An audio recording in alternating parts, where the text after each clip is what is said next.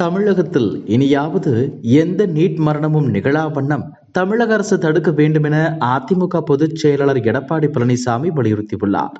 இது தொடர்பாக எடப்பாடி பழனிசாமி வெளியிட்டுள்ள அறிக்கையில், விழுப்புரம் மாவட்டம் திண்டிவனத்தில் நீட் தேர்வு குறித்த அச்சம் காரணமாக இந்துமதி என்ற மாணவி தற்கொலை செய்து கொண்டுள்ளார் என்ற செய்தி அறிந்து மிகுந்த அதிர்ச்சி அடைந்தேன். அவரை இழந்து வாடும் அவரது குடும்பத்தினருக்கு எனது ஆழ்ந்த இரங்கலையும் வருத்தங்களையும் தெரிவித்துக் கொள்கிறேன். மார்ச் 2ஆம் தேதி தேனியில் நடைபெற்ற பொதுக்கூட்டத்தில் கூட திமுகவின் நீட் ரகசிய அரசியல் நாடகம் குறித்து நான் பேசினேன்.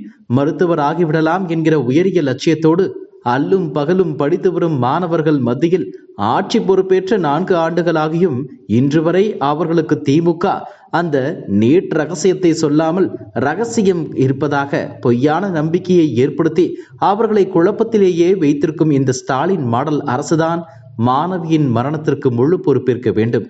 அந்த நீட் ரகசியத்தை முதலமைச்சர் ஸ்டாலினும் அவரது மகனும் துணை முதலமைச்சருமான உதயநிதி ஸ்டாலினும் என்று குறிப்பிட்டு டாடி அண்ட் சன் உடனடியாக சொல்ல வேண்டும். அப்படி இல்லை என்றால் திமுக பொய்தான் சொன்னது என்ற உண்மையை ஒப்புக்கொண்டு இனியாவது எந்த நீட் மரணமும் நிகழாவண்ணம் தடுக்க வேண்டும் எனவும் வலியுறுத்துகிறேன் என்று தெரிவித்துள்ளார்.